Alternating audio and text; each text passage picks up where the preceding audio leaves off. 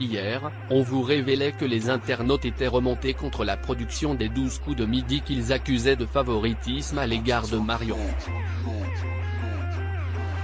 Alors que Marion, la maîtresse de midi, venait d'échouer à 2 questions lors du coup par coup, Jean-Luc Reichmann a demandé à Antoine, son challenger qui a chanté Boys, Boys, Boys.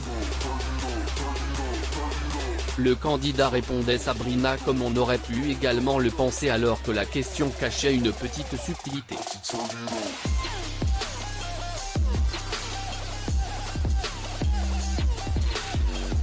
Z, la voix off de l'émission, expliquait que la chanson des années 1980 s'intitulait Boys et que le titre de la question posée par Jean-Luc avait été chanté par Lady Gaga et non par Sabrina.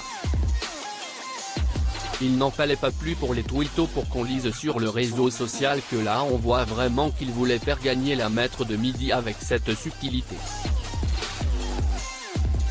À lire également les 12 coups de midi, TF1, les internautes accusent la production de favoritisme. Une étoile plus si mystérieuse cela dit, rien ni personne ne viendra perturber le bonheur de Marion d'avoir enfin découvert qui se cachait derrière l'étoile mystérieuse.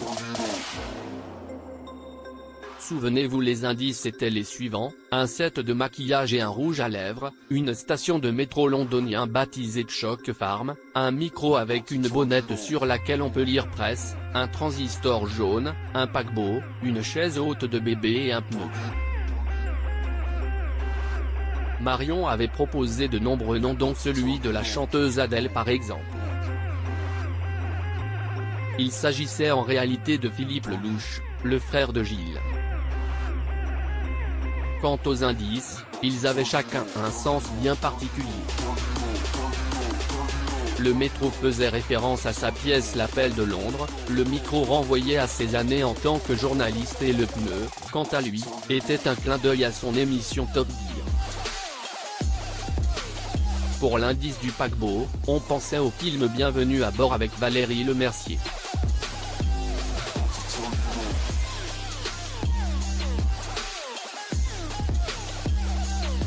Le set de maquillage était relié à sa compagne maquilleuse et coiffeuse alors que la chaise haute de bébé était une référence à sa pièce Le Jeu de la Vérité. Enfin, le transistor n'était autre qu'une manière de rappeler que Philippe Lelouch a travaillé sur France Inter et RMC. Pas si compliqué, en réalité, Kaina.